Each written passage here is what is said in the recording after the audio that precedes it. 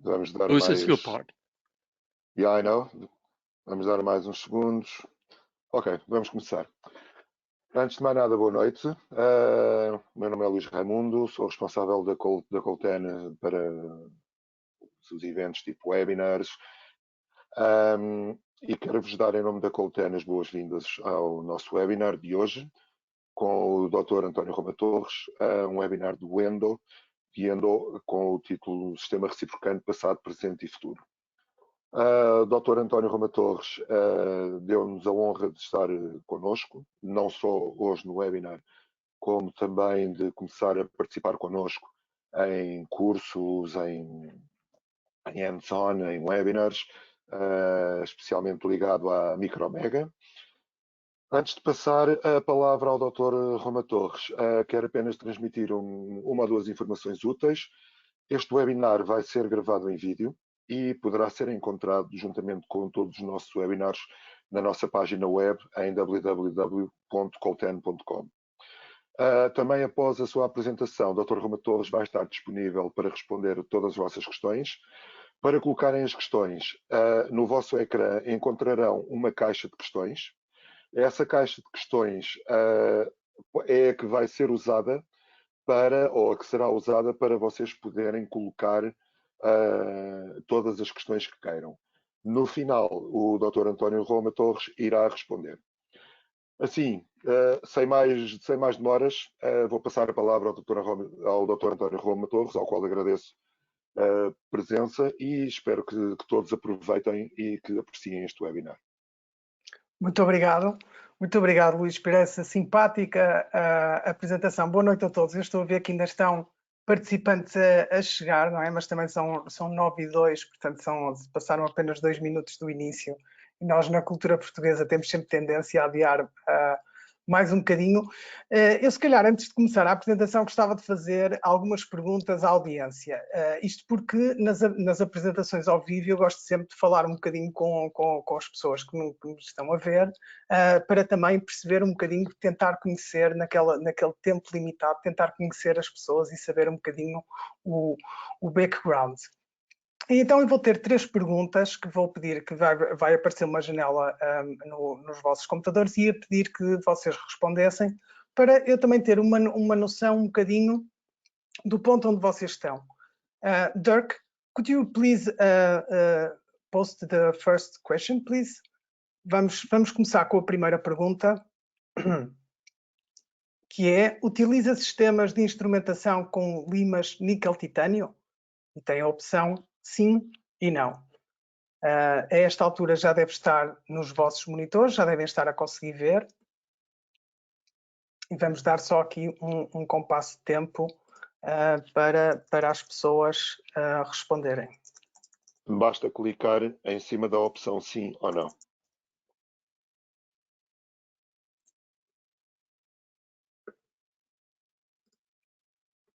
Ok.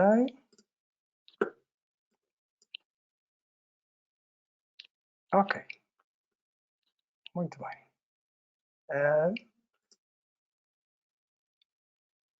Estava aqui só a tentar ver aqui as respostas, porque eu não estou a conseguir. O Luís está a conseguir ver as respostas?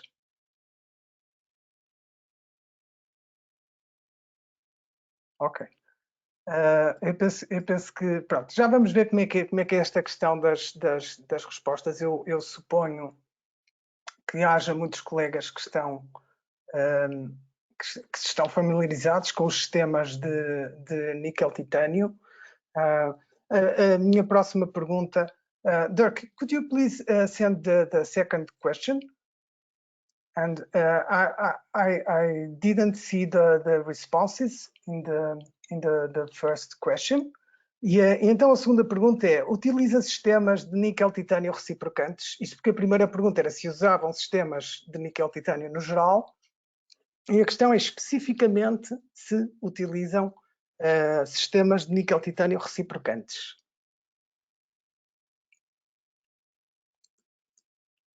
Também já têm as opções, devem estar a conseguir ver a esta altura.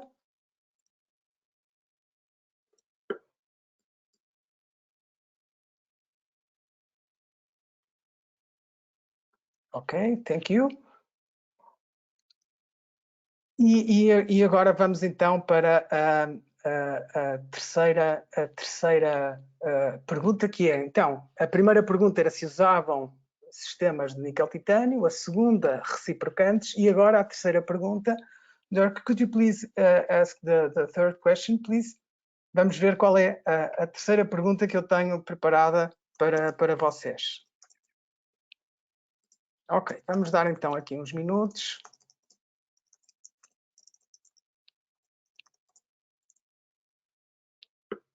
O seu motor permite a configuração de ângulos reciprocantes?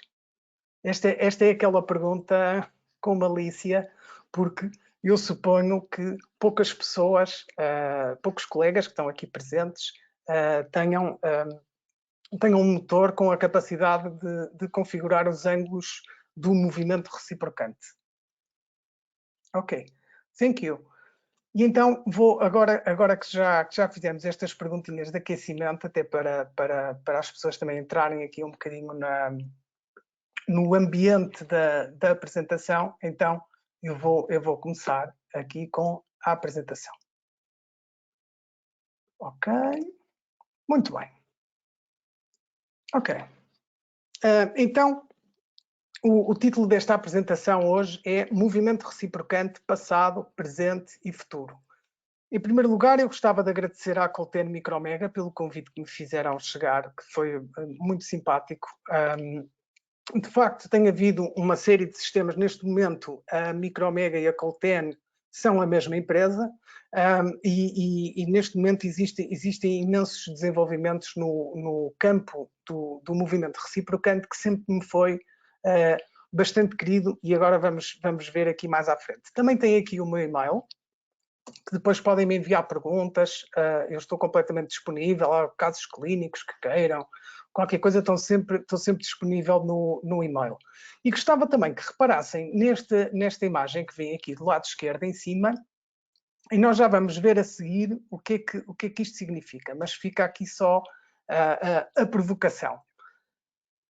Então, falando um bocadinho de mim próprio, eu formei-me na Universidade de Fernando Pessoa, aqui à esquerda, no Porto, em 2010, e fui fazer a minha pós-graduação em Lisboa, em endodontia.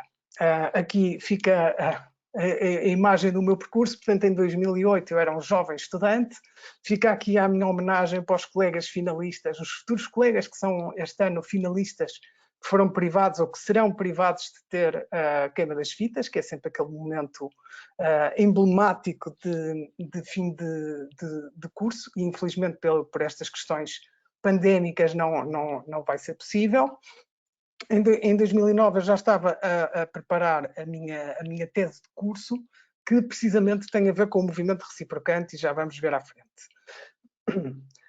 Em 2013 iniciei a minha pós-graduação em Lisboa, eu já estava completamente focado na endodontia, então decidi fazer a pós-graduação de 3 anos. Decidi ir aprender tudo exaustivamente sobre endodontia, sempre foi um tema que já desde a faculdade era a área que eu gostava mais, e portanto achei que era a altura certa para fazer esse investimento de tempo e de dinheiro e de vontade de aprender mais. E isso é a fotografia que vocês veem aqui do lado direito em cima, foi do início das aulas dessa altura. Em 2014, a imagem conseguem ver ali embaixo, do lado esquerdo, eu comecei também a colaborar em cursos de endodontia. O que me leva aqui a esta fotografia de 2017, que é a equipa da qual eu faço parte dos cursos de endodontia, a RPC Endo, e este grupo simpático de amigos também é um dos responsáveis. Estão aqui 2 dos responsáveis pelo facto de eu ter enverdado para esta área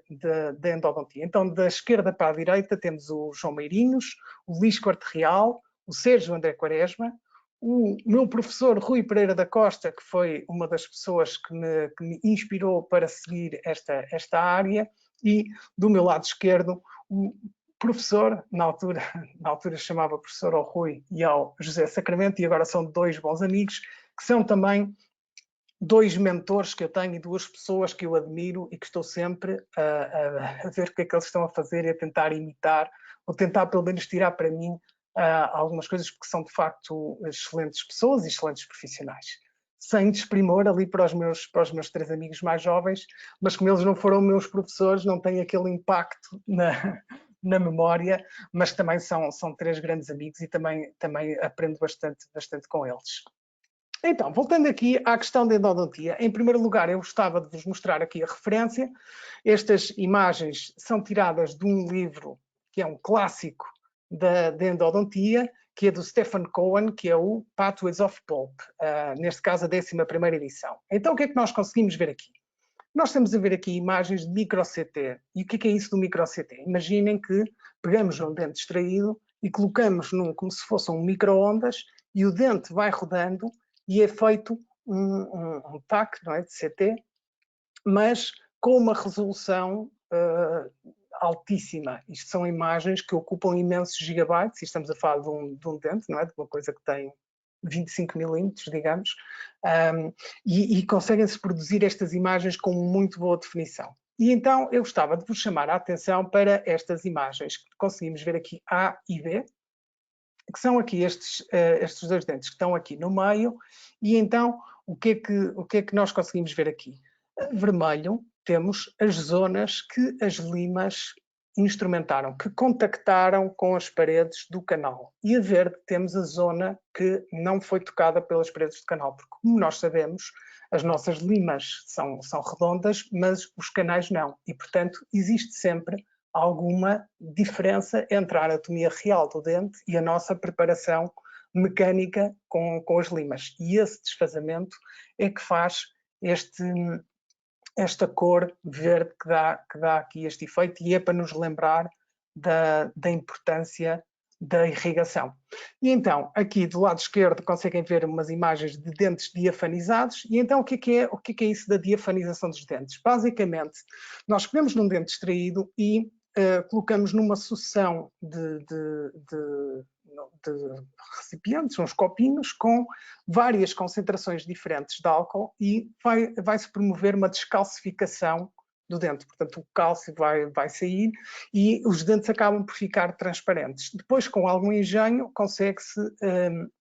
eu, por acaso, nunca tentei. Isto foi sempre um projeto que eu tinha na gaveta e que nunca cheguei a executar, mas a seguir o que é que se costuma fazer, ou o que é que neste caso este colega da Alemanha conseguiu fazer? Conseguiu pintar toda a zona do sistema de canais radiculares. E então o que é que nós vemos? Nós aqui percebemos a dura realidade que nós, enquanto médicos dentistas, já temos essa noção, que é os canais não são tubinhos e, portanto, e por isso é que nós chamamos de sistema de canais radiculares, e nós precisamos muito da irrigação para conseguir chegar a estas reentrâncias. Todas estas zonas são muito difíceis de conseguir limpar, de conseguir remover as bactérias ou o tecido pulpar que esteja lá.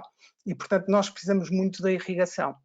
E, cada vez mais, um conceito que está cada vez mais presente é que nós, no fundo, a minha instrumentação serve como um meio para chegar a um fim, que é a irrigação, no fundo, e é isso que esta imagem do lado direito quer mostrar.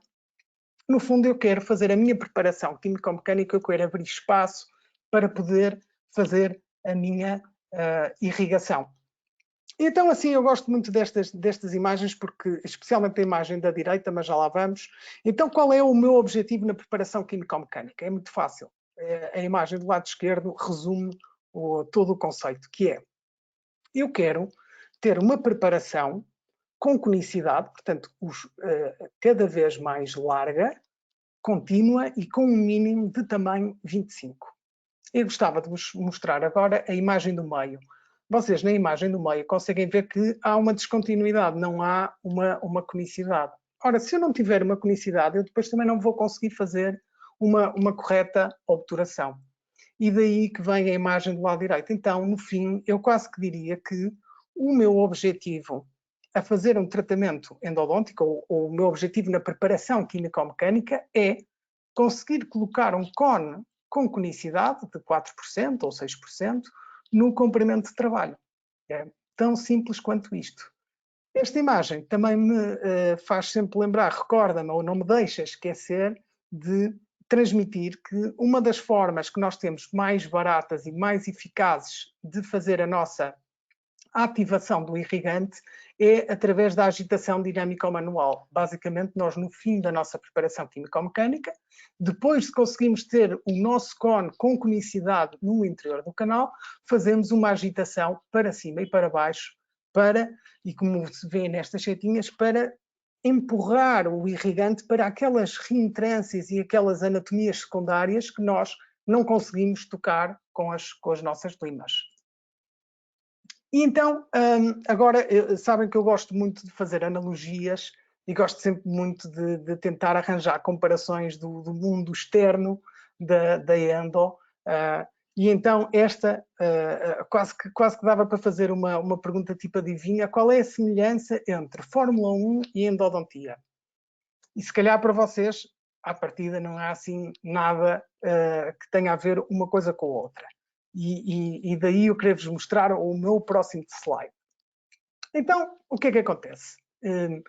Eu acho, e é uma coisa que eu tenho pensado bastante, que não existem muitos pontos em comum entre a Fórmula 1 e a endodontia. Eu confesso-vos que sou um fã recente de Fórmula 1. Eu não percebia nada, detestava a Fórmula 1 e depois de ver a tão conhecida série do Netflix, fiquei completamente agarrado ao ponto de saber que este fim de semana temos um grande prémio e eu antes não ligava nada, nem sabia nomes de pilotos, nem sabia nada.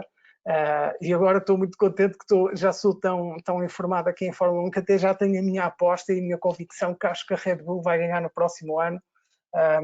Vale o que vale, de certeza que aqui na audiência temos pessoas que seguem a Fórmula 1 já desde pequenos e tudo mais, e portanto se calhar têm mais informação sobre isso.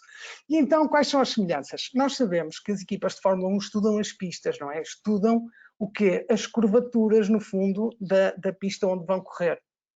E nós fazemos exatamente o mesmo, porque eu quando faço a minha avaliação da radiografia inicial, eu estou precisamente a tentar perceber quais são as curvas mais apertadas e quais são as curvas que eu tenho que ter cuidado para não derrapar e sair de pista. Sair de pista também é muito mau na Fórmula 1, para nós é perfurar ou fazer um desvio do canal. E então, qual é a semelhança? O que é que o carro de Fórmula 1 me faz lembrar a endodontia?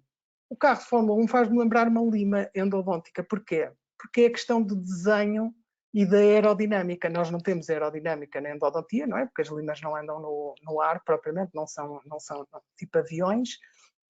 Mas nós sabemos que temos o desenho que as limas têm. Por exemplo, aqui nós em baixo conseguimos ver a lima do sistema One Curve, que tem duas secções de corte. Até é uma das inovações, ou uma das coisas, um dos pontos fortes, é essa capacidade de alterar a secção transversal da lima.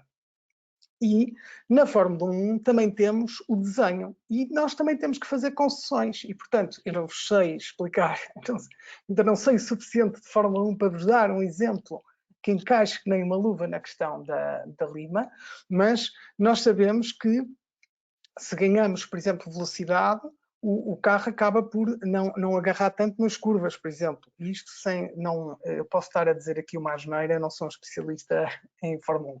Mas, por exemplo, em relação às limas, que já é uma coisa que eu sei mais um bocadinho, eu posso-vos dizer que o desenho da secção de corte é sempre um compromisso, em que se eu tiver mais lima, mais corpo, como por exemplo a secção triangular que nós vemos ali na pontinha apical da lima, ok, eu tenho mais corpo, a lima tem menos tendência a partir, mas afeta a sua capacidade de corte. O facto dela ser tão grande, o facto dela não deixar, dela ter menos espaço de escoamento da dentina, tem esse compromisso. Ok, eu quero cortar mais, quero que a lima tenha mais corte, mas sei que ela pode partir. E esse jogo, esse equilíbrio, é exatamente o que eles têm que fazer na Fórmula 1. Então, seguindo neste exemplo, eu acho que a programação do motor de Endo, e aqui já vos estou a mostrar uma programação dos ângulos do movimento reciprocante, para mim acaba por ser muito parecido com o volante de um carro de Fórmula 1. Porquê? Porque no carro de Fórmula 1, o piloto também tem a capacidade de fazer ajustes no motor e nas configurações. E nós, aqui eu também estou a fazer um ajuste dos ângulos de reciprocante. Mas no volante, nós conseguimos ver informações como a velocidade e tudo mais, e eu também consigo ver a velocidade no meu motor de Endo. E depois temos a última característica, que é o piloto. Portanto, assim como existe o piloto e cada piloto tem as suas características, a forma como aborda as curvas, a forma como acelera e desacelera, e uma coisa que é também muito menosprezada, porque fala-se muito da lima, fala-se muito do motor, mas não se fala assim tanto das técnicas que nós usamos com a mão, portanto, como é que nós controlamos, ou como é que nós guiamos o nosso contraângulo. E eu acho que aí também existem semelhanças, porque podemos dar o mesmo circuito, o mesmo carro, o mesmo volante, mas dois pilotos diferentes vão ter duas abordagens diferentes. E é importante nós irmos encontrando o nosso estilo, digamos, de condução. E mais para a frente vamos conseguir ver aqui alguns casos clínicos para conseguirem conhecer o meu, ou pelo menos é um reflexo. Estes vídeos acabam por demonstrar como é que eu seguro no volante durante as minhas conduções. E então, voltando àquela imagem, vamos agora estudar a pista, não é? Eu decidi dividir este dente aqui em 5 partes. E nós sabemos que esta parte 1, 2 corresponde ao triângulo de dentina, que é este triângulo que vocês estão a ver aqui na imagem do meio, que no fundo não permite que a lima entre de forma desimpedida e nós não temos um acesso reto ao terço coronário.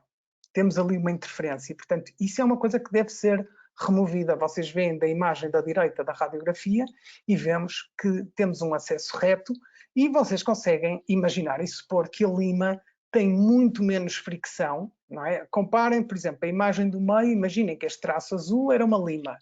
Claro que esta lima está a ter imenso atrito, não é? Ela está ali, começa logo no início do canal, ali na zona onde está o 2, começa já a ter fricção, não é? Começa já a ter atrito, a ter ali um impedimento. E claro que no terço apical, depois ali abaixo de onde está o 3, vocês conseguem e concordam comigo que é muito mais difícil para esta lima em fazer a curvatura e não desviar para fora do que na situação do lado direito, em que vocês veem um acesso reto, em que praticamente não há atrito nenhum, a lima entra completamente solta e só no terço apical é que tem a resistência da curva. E, portanto, quase que a mensagem para mim seria sempre de não tentar instrumentar um canal a pronto, mas sim a prestações. Essa é a forma mais inteligente aqui de abordar. Portanto, voltando aqui à imagem do lado esquerdo, eu dividiria isto, lá está, em 3 partes, em que primeiro removia ou reduzia o triângulo de dentina com 1, 2, ali na zona 1, 2, que pode ser com ultrassons, com uma gate, com instrumentos próprios de níquel-titânio para fazer isso. Normalmente aquelas limas mais curtinhas com maior conicidade acabam por fazer isso muito bem. Por exemplo, na Micromega temos a One Flare, mas existem praticamente todas as marcas onde reparar. Têm sempre uma lima mais pequenina e com mais conicidade, que serve precisamente para fazer um movimento de pincelagem contra este triângulo, para transformar a radiografia no meio na radiografia do lado direito. A seguir, abordaria, digamos, os 2 terços coronários, que seria ali, virando para a imagem do lado esquerdo, a zona 3, 4, fazia ali a instrumentação até ali, e só depois é que iria à última parte, à 5. E aí seria mais ou menos a gestão que eu faria da instrumentação deste caso.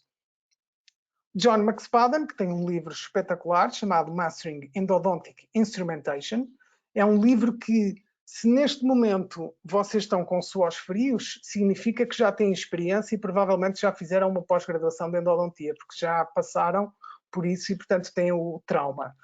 Se este nome não vos diz nada, é porque ainda estão no início do vosso caminho e vão ter tempo, e se explorarem endodontia, de certeza que este livro vai ter com vocês, porque é um nome completamente incontornável.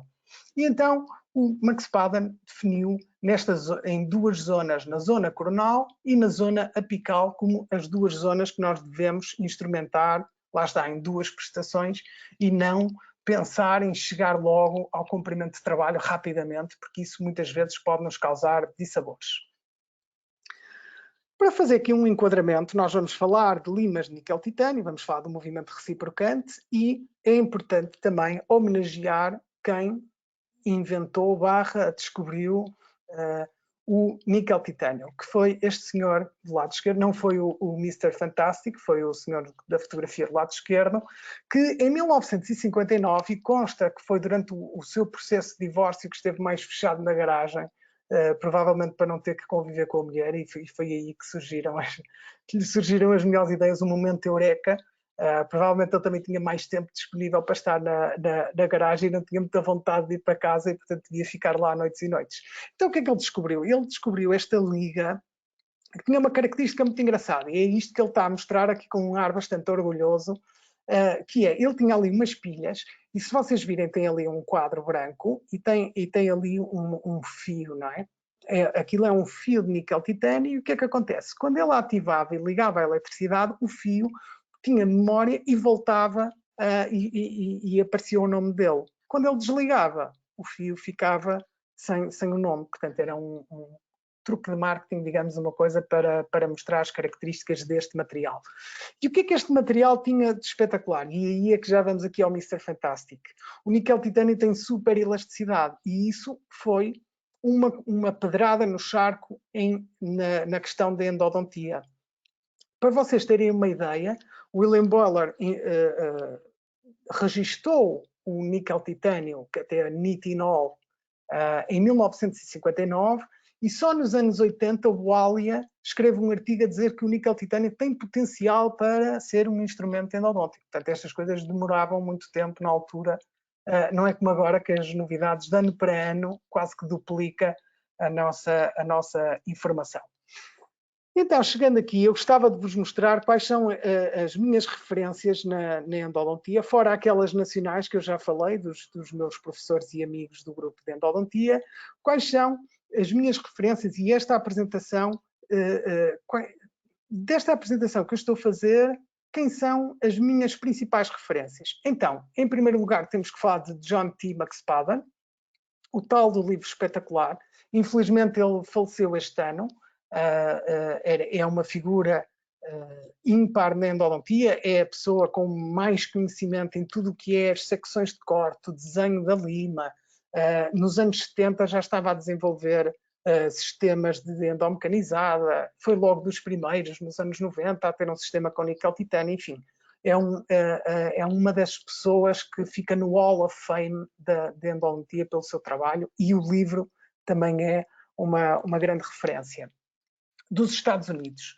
Depois temos do Canadá Gassan Yared, que foi quem impulsionou a instrumentação mecanizada com um movimento reciprocante, e já vamos ver a seguir tudo. Se calhar há pessoas aqui que estão aqui ainda meias perdidas sem saber isto, o que é o reciprocante, mas foi de facto ele que foi o grande criador e foi também um momento, como se diz agora, muito disruptivo em termos de endodontia, e neste momento o movimento reciprocante é também completamente incontornável, já vamos ver a seguir.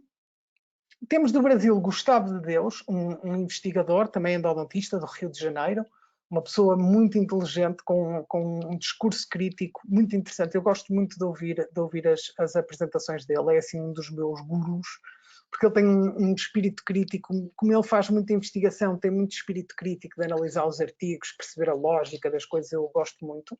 E é o autor deste livro que vocês podem ver ali do lado direito em baixo, O Movimento Reciprocante na Endodontia, que é assim um calhamaço, um livro ainda bastante grosso, que é bastante exaustivo e acaba por descrever tudo e mais alguma coisa sobre o movimento reciprocante. E, portanto, esta apresentação, quase que tudo o que está aqui, está no livro e muito mais.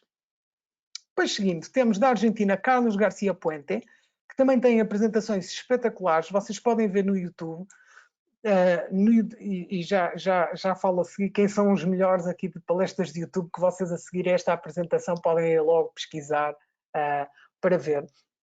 É um professor da Argentina, que tem uma apresentação espetacular sobre instrumentação mecanizada, a questão dos tratamentos térmicos e tudo isso. É uma pessoa com muito conhecimento. Eu vi uma vez uma apresentação dele em 2010 em Barcelona, ainda ainda era um recém-licenciado, ou estava para acabar o curso, ou coisa assim do género, e fiquei impressionado com a capacidade oratória dele e a forma, lá está, inteligente com que ele expunha as suas ideias. Eu gostei muito.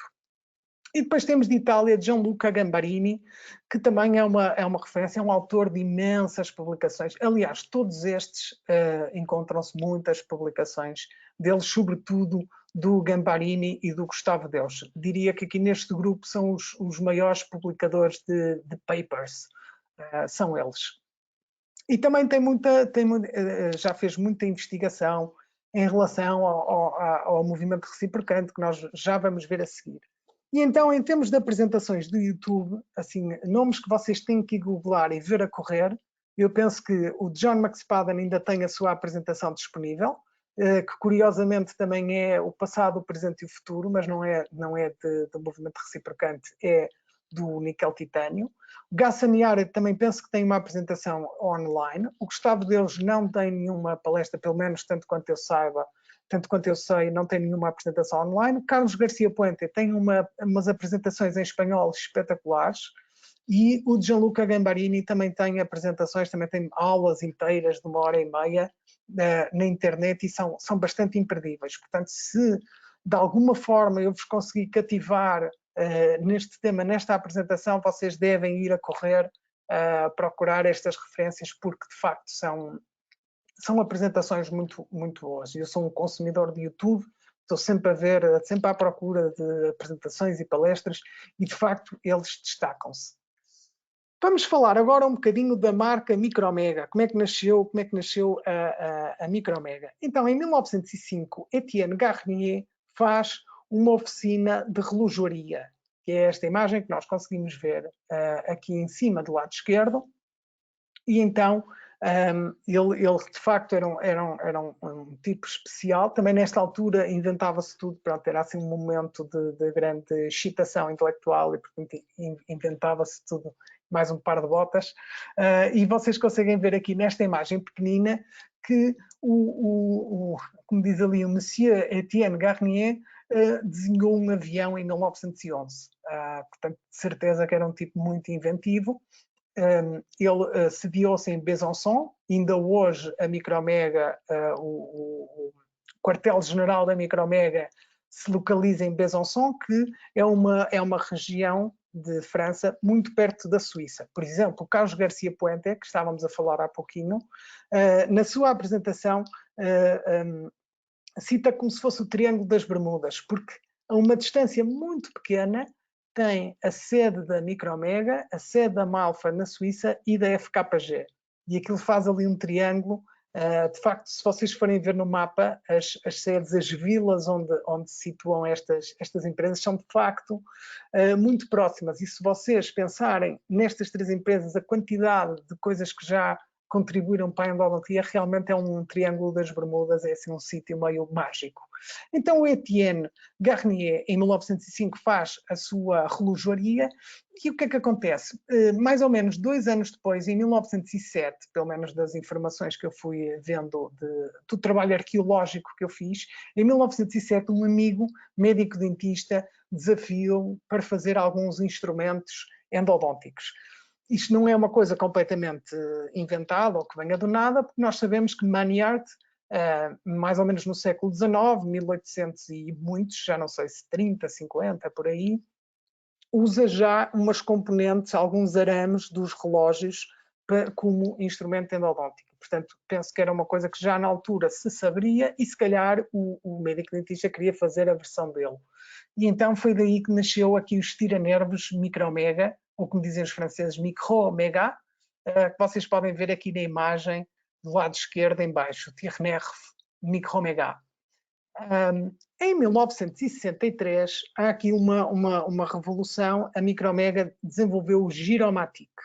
Se calhar alguns colegas mais velhos que possam estar a ouvir podem se lembrar desta referência, porque nesta altura, lá está, as coisas perduravam muito mais no tempo e portanto conseguia-se de forma muito mais fácil as coisas mantinham-se e, portanto, iam-se aprendendo e a mensagem, como era mais lenta, também acabava por ficar mais fixa. E então, é este contraângulo que vocês veem aqui embaixo, do lado esquerdo, e é muito interessante, porque para já eu queria chamar-vos a atenção deste tubinho de irrigação que tem o contraângulo. Ou seja, já na altura, em 1963, os conceitos da irrigação já estavam implementados.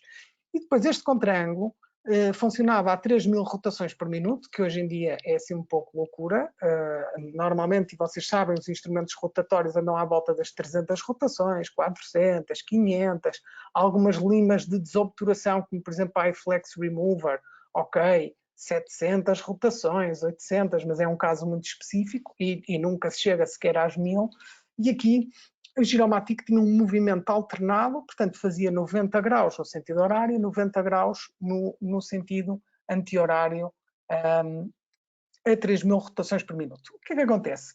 Este sistema Giromatic, apesar, eu ia dizer, é depois do desenvolvimento do níquel-titânio, mas nós vimos agora que é de 1959, mas inventar a liga, a aplicação para a medicina dentária surgiu muito mais tarde. Portanto, este instrumento, nos anos 60, era usado com limas de aço inoxidável. E qual é o problema? As limas de aço inoxidável são extremamente rígidas e, portanto, acontecia isto que Wine, em 1976, chamou a atenção neste artigo do Journal of Endodontics, que é estas radiografias que vocês veem do vosso lado direito em baixo. Se virem a quarta imagem, vê-se aqui uma perfuração. E, portanto, havia alguns resultados um pouco desastrosos deste sistema, mas ainda hoje há quem utilize este sistema no mundo. Já é assim uma coisa muito de nicho, mas ainda há quem o utilize. E depois, em 1996, temos o desenvolvimento do sistema ERRO 642. Então, este ERRO é um acrónimo para High Elasticity in Rotation, e foi um sistema que foi inventado em 96, como já vos disse, que era constituído basicamente por 3 opções. Portanto, nós tínhamos as limas 20, tamanho 20, tamanho 25, tamanho 30. E depois tínhamos a conicidade 2%, 4%, 6%.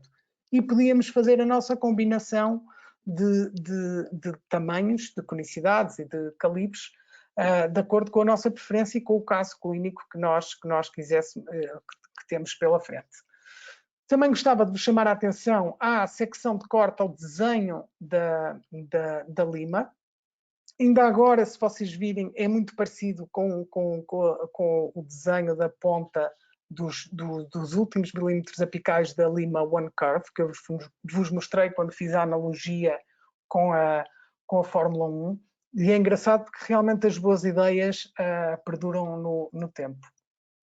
E então aqui temos os 3 movimentos. Portanto, do lado esquerdo temos a rotação contínua, que vocês já devem conhecer, não é? 300 rotações por minuto, digamos, que é a velocidade mais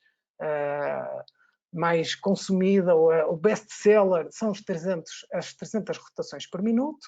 Depois, no meio, temos aqui um movimento alternado. O movimento alternado caracteriza-se por ter ângulos simétricos. Portanto, ele tanto roda 90 graus para a direita, como roda 90 graus para a esquerda. E temos do lado direito, então, a joia da coroa, que é o movimento reciprocante. Qual é a diferença entre o movimento reciprocante e o alternado? É que o movimento reciprocante é assimétrico. Portanto, ele avança, ele corta 150 graus e depois recua 30. Corta 150 graus, recua 30. E por isso é que tem um nome diferente e não é um movimento alternado, e isso foi uma mudança implementada por Ghassan Yared. Até lá só tínhamos sistemas alternados. Também temos alguns sistemas, por exemplo, de contraângulos para acoplar em limas manuais que fazem um movimento alternado 90-90 ou 30 graus, 30 graus, mas era sempre simétrico. E aqui vamos então ver um bocadinho o Ghassan Yared e o seu artigo que mudou a minha vida. Este artigo fez com que eu quisesse fazer a tese de fim de curso sobre isto. O Ghassan Yared foi muito simpático porque eu na altura chateava muito porque tinha muito tempo livre, não é? Coisas de estudante universitário, e ele tinha muita paciência para mim e ajudava-me e mandava-me assim algumas informações. E então eu também gosto muito de música e nessa altura também ouvia muito Dark Side of the Moon dos Pink Floyd. E então o Luís Raimundo deve estar todo contente porque ele é um fã de música, portanto ele não devia estar à espera aqui desta referência rock. E então, isto porquê? Porque vocês já sabem que eu gosto muito de fazer analogias, e então o que é que aconteceu? Qual foi a grande revolução que o Gaussian Yared nos proporcionou? É que nós, de antes, tínhamos, como por exemplo, o sistema Protaper universal, que era constituído por 5 limas. E tínhamos que usar uma sequência ASX, S1, F1, F2. E o Gaussian Yared arranjou uma maneira de nós fazermos toda a preparação químico-mecânica apenas com uma lima F2. E este prisma que transforma 5 cores numa só, o que é que é? É o movimento reciprocante. E é um bocadinho isto que eu vos quero transmitir hoje, a importância disto. Isto também foi uma pedrada no charco. Ao início houve algumas dúvidas, porque este artigo acabava por ser um bocadinho frágil, porque este artigo, basicamente, o Gaussian Yared disse: eu uso esta lima neste sistema, vejam aqui 2 casos clínicos meus, ou 3. E, portanto, não era um artigo muito sólido que justificasse toda esta revolução e, portanto, acabou por ser olhado de lado numa primeira fase. E então, uma coisa interessante, portanto, o Gaussian Yared, como eu já vos disse, foi muito simpático e, portanto, sempre me ajudou. Na altura não havia artigos nenhuns sobre esta técnica, e então ele enviou-me esta tese de mestrado, o Thompson, de 2006, que foi um orientando dele da Universidade de Toronto, em que esteve a estudar os vários ângulos. Então, com a lima F2, eles experimentaram, por exemplo, 360 graus e depois recua. 270 graus e depois recua. E foram vendo quantos ciclos é que era possível fazer até a lima fraturar. E então vocês veem, por exemplo, 360 graus, ao fim de 3 ciclos e meio, a lima parte. 270 graus, portanto um bocadinho menos e recua, porque 360 graus é uma volta completa, não é? 270 graus e recua, quase 7 ciclos. E à medida que vamos andando, 216, já quase 30 ciclos. 216 para a direita e o valor para a esquerda era sempre 72 graus. Porquê? Porque o único motor que permitia fazer esta configuração é este motor com um mau aspecto, com um ar assim muito vintage, que eu sou um orgulhoso proprietário e estou sempre a querer comprar em segunda mão. Portanto, se alguém conhecer alguém que queira vender um ATR técnica, eu compro. Que foi desenvolvido por uma marca italiana, ATR, sediada em Pistoia, e este motor permitia fazer então a rotação contínua e também este movimento reciprocante. Agora, digo-vos que era uma coisa muito, muito, muito complicada, porque tinha que se fazer ali uma sequência de carregar em 2 botões 5 segundos e depois carregar no outro, e tínhamos que fazer conversão para milissegundos, porque ele não dizia qual era o ângulo. Estes ângulos que vocês estão a ver, 160 graus, 142, 144, tinham que ser convertidos em milissegundos. Mas lá está. Havia mailing lists de endodontistas e o Gaussian Yared acabava por disponibilizar esses valores para as pessoas conseguirem configurar o seu motor para esta função. E então vemos aqui, eu assinalei aqui estes dois valores, 144 graus, que acabou por ser o ângulo escolhido pelo Gaussian Yared para fazer um movimento reciprocante com a lima F2, portanto são estes 144 graus, é o ângulo de corte do artigo original do Gaussian Yared, e também vem 126 graus, que quase que duplica o número de ciclos até à fratura. Ou seja, vocês já estão a perceber, por exemplo, 90 graus dá ciclos quase infinitos, não é? 42 mil ciclos, se compararem com os 360 graus de só 3 ciclos, reparem na diferença abismal. E então o que é que eles repararam? Que quanto menor fosse o ângulo de corte, eles tinham menos eficácia, portanto a lima progredia menos, não é? Dava saltinhos mais pequenos, demorava mais tempo a fazer a preparação, mas o risco de fratura era muito baixo. E então, mais uma vez, tem que se encontrar aqui um equilíbrio. O que é que eu quero? Muito poder de corte? Um ângulo muito alto? Faço uma instrumentação, mas arrisco a fraturar uma lima. que é que eu quero? Máxima segurança? Também não saio do sítio. E, portanto, tem que se encontrar este equilíbrio. E, no fim, os ângulos que Gassaniara definiu para a sua técnica com a lima Protaper F2 foram 144 graus. E quando vocês veem CW é clockwise, portanto, 144 graus no sentido horário e 72 graus no sentido anti-horário, counterclockwise, que é este CCW. E porquê que era 72 graus do ângulo de alívio? Era simplesmente porque era o valor mínimo que o motor ATR técnica permitia. Pronto. Às vezes nem sempre as coisas têm as suas teorias, existem limitações técnicas e neste caso eles não podiam mexer no valor de 72. E uma coisa que também é importante é nós começarmos a perceber que um fator muito importante para perceber a performance destes ângulos é a subtração de um ângulo com o outro para ver qual é realmente quanto é que a lima andou, não é? Porque se ela anda 50 graus para trás e anda 60 para a frente, na verdade só andou 10.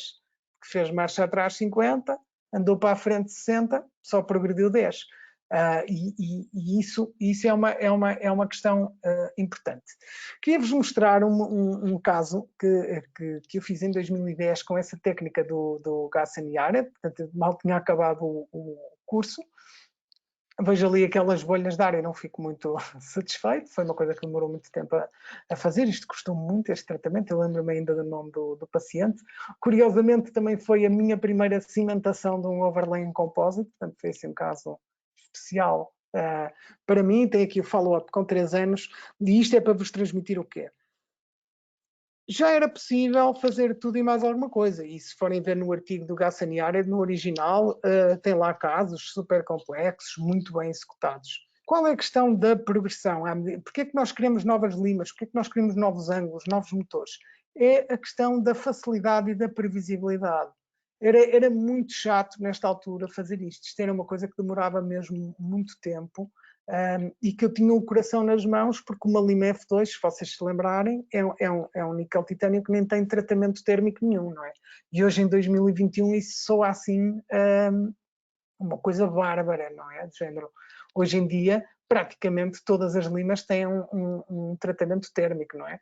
E no caso da lima Protaper F2, do sistema Protaper universal, não tinha, e portanto era muito rígida, era muito provável de ia partir, pronto, era mesmo penoso. Mas acabava, com paciência, acabava-se por se conseguir ter aqui um bom resultado, e um follow-up de 3 anos, pronto, é uma coisa que atesta, digamos, o sucesso clínico deste tratamento. E então, vamos aqui a 2 artigos também que surgiram logo depois, quando começou a febre do movimento reciprocante, quando isto capturou a atenção das pessoas que se dedicavam à endodontia, começaram a chover artigos e teorias e tudo mais, e começou-se a perceber melhor um bocadinho esta área, porque só havia um artigo de um endodontista a dizer que usava e gostava, e portanto foi necessário haver uma série de estudos para tentar perceber que vantagens é que tinha, realmente quantificar as características desse movimento. Então, do lado esquerdo temos um artigo que surgiu logo em 2010, foi logo dos primeiros, do Gustavo de Deus, em que ele pega em 30 limas Protaper F2 e faz no grupo 1 rotação contínua a 250 rotações por minuto, grupo 2 rotação contínua a 400 rotações por minuto e no grupo 3 movimento reciprocante, portanto os tais 144 graus para a direita, no sentido de ângulo de corte, 144 graus de corte, 72 graus de alívio ou uma velocidade de 400 rotações por minuto. Isto porque é a configuração original do Gassaniara do seu ATR técnica. E então, basicamente, pegou num cronómetro e viu quanto tempo é que demorava até a lima fraturar. E vocês conseguem ver no gráfico aqui que há ali o B, o verde, destaca-se claramente do A e do C. E este B é um movimento reciprocante às tais 400 rotações, que praticamente duplicou o tempo até à fratura em relação, e podemos comparar com a rotação a 250 rotações por minuto, que foi a que ganhou no campo da rotação, não é? E se compararem a rotação a 250 rotações por minuto com o movimento reciprocante a 400 rotações por minuto, é uma diferença praticamente o dobro. Portanto, acaba por ser mais seguro. A questão como o título do artigo do Gassaniara diz, a fadiga cíclica é bastante estendida. Do lado direito temos um artigo do Gianluca Gambarini, de Itália, que também já vos apresentei, ou pelo menos já ficaram a ver uma fotografia dele, em que testa já aqui, não tanto a comparar um movimento reciprocante contra o movimento rotatório, mas já a perceber os vários tipos, os vários ângulos que são possíveis. Este artigo surge um bocadinho depois, de 2012, e já existiam motores com capacidade de configuração dos ângulos. E por isso é que vocês veem, por exemplo, no grupo 1, temos 90 graus no sentido horário, 30 graus no sentido anti-horário, no sentido de alívio. Portanto, 90 graus de corte, 30 de alívio. Este 30 já é um valor muito diferente do 72 que nós tínhamos no artigo do Gustavo Deus e do Gassaniara original. Isto porque estes motores de 2012 já havia um ou outro motor que se conseguia fazer esta configuração. E então, também vos mostro aqui no grupo 1, vocês veem 90 menos 30, 60. 60 é o ângulo real de progressão. Grupo 2, 150, 30. Eu agora acho que vocês também já estão a entrar aqui na nomenclatura disto. No grupo 3, 210, 30. Portanto, o ângulo de alívio é sempre 30. Não tem muito interesse o ângulo de alívio ser grande. Se repararem, é sempre 30. Então, eles vão esticando a corda, 210, grupo 4, 390, grupo 5, rotação contínua. Então, é muito engraçado ver que na rotação contínua, mais uma vez, perdeu. E se vocês virem a diferença do grupo 5 para o grupo 4, a rotação contínua, ao fim de, não sei, mas 60 segundos, digamos, fraturou. E se vocês virem no grupo 4, que são 390 graus no sentido horário, 30 no sentido anti-horário, já temos 200 segundos até a lima partir. Portanto, é uma diferença muito grande, mesmo no pior cenário dentro do reciprocante, não é? Na lima, no movimento mais comprido. E, claro que sem surpresas, vemos que no grupo 1, o movimento com menor ângulo de corte foi o que resistiu mais tempo. E, portanto, corrobora aquela questão que nós vimos no estudo Thompson, que quanto maior é o ângulo de corte, menor será a longevidade da lima. Claro que a capacidade de corte é maior e, portanto, o truque é encontrar o equilíbrio entre essas duas situações. Então, de 2010 a 2020, vivemos num período em que, basicamente, tivemos dois sistemas de reciprocante que eram fechados, motores que eram completamente fechados e não havia a possibilidade de configurar os ângulos, não se percebia, tinha só o nome da marca e vamos embora. E o que criou uma situação que para mim foi muito chata, porque eu comecei com o Gassaniara a ver os ângulos e tudo mais, e o estudo Thompson e tudo mais, e de repente disseram-me: António, não te preocupes, estes são os melhores ângulos do mundo, usei estes e está bom. E para mim foi um bocado complicado. Então, nesta década, tivemos motores com ângulos pré-definidos, tivemos diferentes limas com ângulos iguais, o que também não faz muito sentido, porque se vocês virem uma lima mais pequena, mais fininha, uma lima de glide path, se calhar beneficia em ter ângulos mais curtos, mais pequenos. Se calhar 150, 30 é bastante, se calhar 90, 30 é mais adequado para uma lima de glide path, por exemplo. E as limas reciprocantes tinham um ângulo de corte invertido, ou seja, os sistemas reciprocantes em 2010 que foram lançados, não era possível usar um motor reciprocante com uma lima rotatória, nem era possível usar uma lima reciprocante num motor rotatório, porque, digamos que o parafuso era ao contrário. Em vez de atarrachar, como as limas rotatórias, enroscar para a direita, era uma lima que enroscava para a esquerda. E então aí perdeu-se um bocadinho de liberdade. Vocês já sabem que eu gosto sempre de fazer aqui umas boas analogias e comparações, e então trago-vos aqui mais uma vez um clássico. Esta acho que é a minha melhor analogia. Não sei se algum dia vou encontrar uma analogia, uma metáfora melhor do que a alegoria da caverna do Platão. Então, eu não sei se eu vou tentar ser o mais rápido possível a recordar esta história, para quem não esteja a ver bem o que é esta alegoria. Portanto, basicamente o Platão escreveu aqui esta história, e então o que é que se passa? Temos uma gruta e temos prisioneiros, que é aquela figura que estamos a ver do lado direito em baixo. Então, estes prisioneiros só tinham acesso a umas sombras, portanto, a estas projeções que viam na parede. Eles tinham nascido ali, eles não conheciam outra realidade. Então, com o passar do tempo, eles foram dando nomes àquelas formas, eles foram distinguindo umas formas das outras e foram dando nomes àquelas formas. Um belo dia, um dos prisioneiros conseguiu se soltar da gruta, e então saiu da gruta, e quando veio cá para fora, a primeira coisa ficou completamente encadeado com o sol. Que é um bocado o que eu estou a sentir aqui com esta luz, para vocês terem uma boa iluminação, também estou a sentir um bocadinho como o prisioneiro quando saiu da gruta. Então ele sentiu os olhos feridos e demorou algum tempo até conseguir ajustar a visão e conseguir se adaptar à luminosidade do espaço exterior. Então, à medida que ele começou a perceber-se, a distinguir, a visualmente ver o mundo cá fora, começou a ver uma série de cores, de texturas, de coisas que ele nunca tinha visto, porque o mundo dele eram estes reflexos. E então ele chega a ver um reflexo na água, de imagens em reflexo na água, e dá-lhe o clique e começa a perceber que, então o que eu estava a ver também acabava por ser um reflexo, eu estava a ver uma projeção irreal, isto é a realidade. De tal forma que ele conseguiu olhar para o sol e então ocorreu o enlightenment, ficou iluminado. E depois de ficar iluminado e ter esse conhecimento, voltou a correr para a gruta para ir contar aos amigos prisioneiros o que é que se passava. Então, ele quando voltou, o que é que aconteceu? Os prisioneiros acharam que ele estava louco, porque a realidade que ele estava a descrever era tão distante do que eles tinham visto a vida toda, e eles eram vários a olhar para a mesma coisa, que o tal prisioneiro que saiu, quando regressou, foi completamente hostilizado, e eles não ligaram nenhuma os prisioneiros.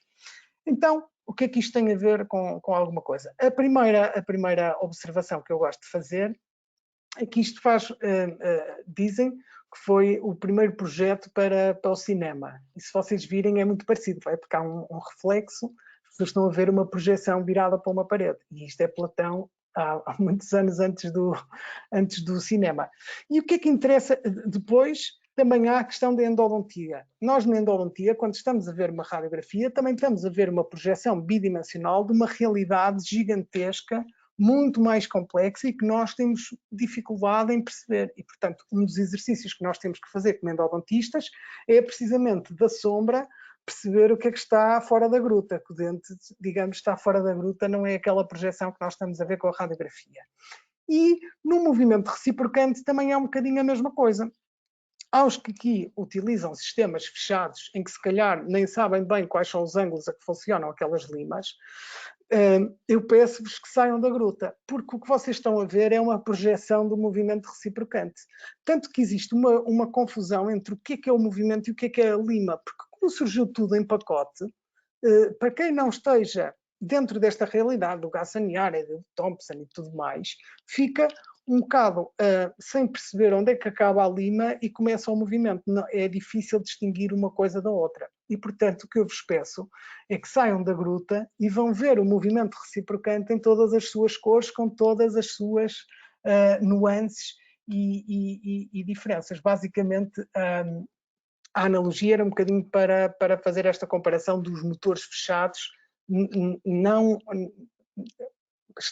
Nós estamos a olhar para uma coisa que não é a sua essência. A essência do movimento reciprocante é uma coisa muito mais infinita, com muito mais ângulos, com muito mais nuances.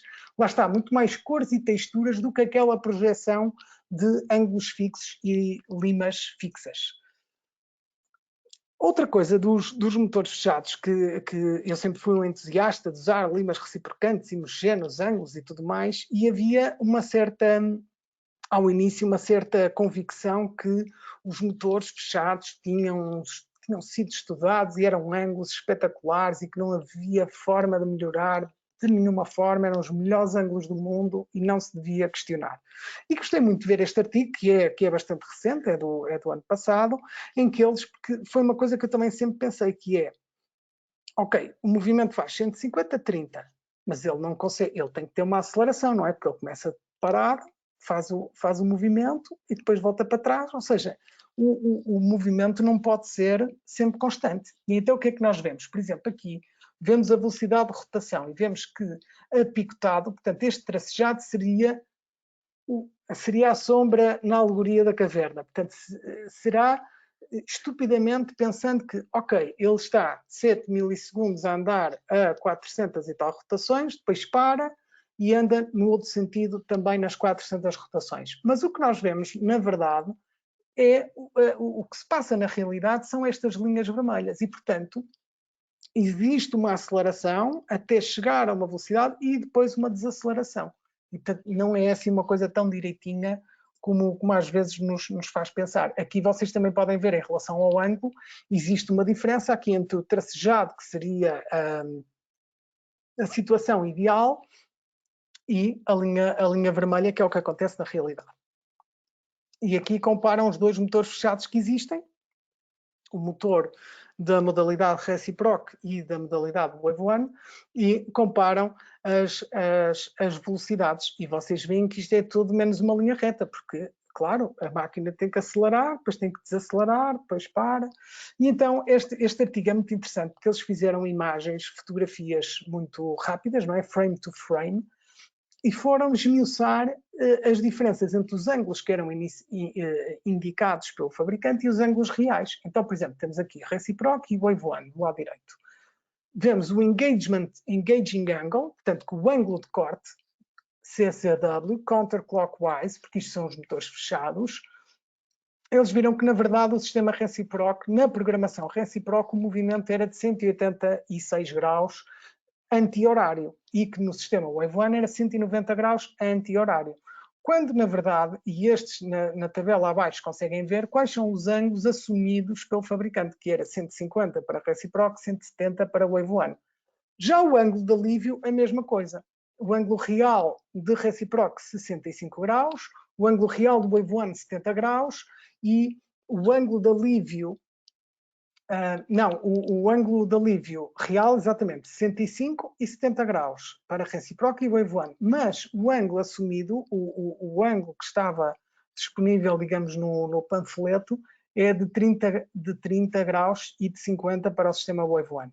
E veem como é engraçado que os valores não são todos tortos, no fundo, mas, no fim, o ciclo, o ângulo portanto, subtraindo o ângulo de alívio ao ângulo de corte, ambos os sistemas funcionam ou têm uma progressão de 121 graus. E chega a ser assustador, porque é 121 graus, ponto 27 em Reciproc e 121 graus, ponto 26 em Wave One. Vemos aqui, por exemplo, as velocidades, a mesma coisa, 428 para Reciproc, quando a velocidade assumida é 300, Wave One 523 rotações por minuto, quando a velocidade assumida é 350. A marcha atrás, no fundo, o ângulo, a velocidade de alívio também é diferente da anunciada, e o tempo. Eu não vos quero amassar mais, porque eu já sei que vocês são clínicos, nós estamos todos cansados, estivemos a trabalhar o dia todo, e, portanto, eu não tenho coragem de percorrer esta tabela do início ao fim. Acho que vocês não merecem que eu vos faça essa maldade. Vamos então falar um bocadinho de como é que nós pegamos com a mão no volante. Então este artigo é sobre movimentação rotatória. Não se preocupem que estes dois vídeos estão em loop, está bem? Portanto, eu vou falar aqui 5 minutos, não precisam de se atirar já a ver os vídeos, que eles também não sou eu que estou sempre a desmoer os canais, está bem? Estes vídeos estão aqui em loop só para ser mais fácil para vocês seguirem. Então, do lado esquerdo nós temos este artigo dos colegas espanhóis, que dividiram em 3 grupos, 60 limas, em rotação contínua. E então, o que é que eles foram medir? No fundo, o número de movimentos de picotagem, também chamado pecking motion, que é este movimento que vocês conseguem ver para cima e para baixo, e agora já podem ver ali os videozinhos. Este movimento para cima e para baixo é o pecking motion, e é um dos movimentos mais eficazes neste tipo de limas e neste tipo de movimento, e então eles conseguiram fazer aqui uma standardização dos canais artificiais e dividiram em 3 grupos. No primeiro grupo fizeram 30 bicadas por minuto, no segundo grupo 60 bicadas por minuto e no terceiro grupo 120 bicadas por minuto. E ligaram o cronómetro e viram quanto tempo é que as limas demoravam até partir. E nós vemos que claramente há um grupo que se destaca, que são os 30 movimentos por minuto. Muito mais do que, por exemplo, muito mais resistência até à fratura do que, por exemplo, os 120 movimentos por minuto de packing motion, de picotagem. Então, qual é a conclusão? Nós não devemos fazer movimentos de picotagem muito intensos, portanto, não devemos fazer muito. Se calhar, claro que vocês perguntam-me assim, António, mas tu contas, tu sabes quantos packing motions é que fazes por minuto? Não faço a mínima ideia. Tem aqui 2 vídeos, se alguém quiser contar, pode contar e fazer extrapolação. São de 2 dias diferentes, portanto é bom, porque posso estar num dia mais cansado ou noutro menos, mas na verdade, claro que eu não sei quantos movimentos de picotagem é que eu faço por minuto, nem quero saber. O que me interessa aqui, o que vos interessa aqui, é ter esta noção para perceber, ok, os movimentos de packing motion, eu não devo ir freneticamente tentar fazer muitos, 120 são até 2 por segundo, não é? É mesmo picotagem tipo de picareta, tipo aquele pássaro, o pica-pau. É assim, há pica-pau, 120 movimentos de picotagem por minuto. E, portanto, deve ser uma coisa um bocadinho mais intensa. Eu gosto de fazer movimentos mais prolongados, se calhar até fazer algum brushing, algum movimento de pincelagem nas paredes laterais dos canais, como, por exemplo, vocês conseguem ver no vídeo do lado esquerdo, conseguem ver que eu estou a fazer ali um ligeiro movimento também lateral. Não estou só para cima e para baixo. Ao contrário, por exemplo, no vídeo do lado direito, vocês veem que eu estou mais para cima e para baixo.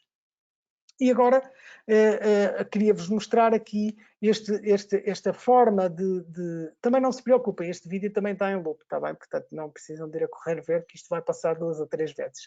Podem sempre divertir-se a ver as vezes que eu não acertei no dente de plástico e andei com a lima à procura.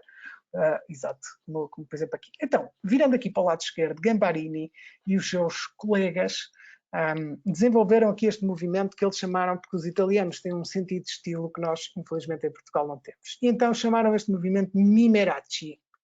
E então este movimento Mimeracci divide-se aqui em várias componentes. A primeira é a inserção manual. Vocês estão a reparar, e agora já podem olhar um bocadinho para o vídeo do lado direito, vocês podem ver que eu coloco a lima parada e depois avanço 1 milímetro, portanto tal minimal engagement, removo a lima e limpo as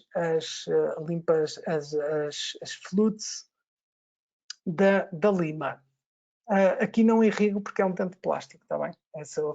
Façam esse desconto. Depois a ideia é sempre irrigar o canal a cada vez que nós voltamos a entrar com a lima.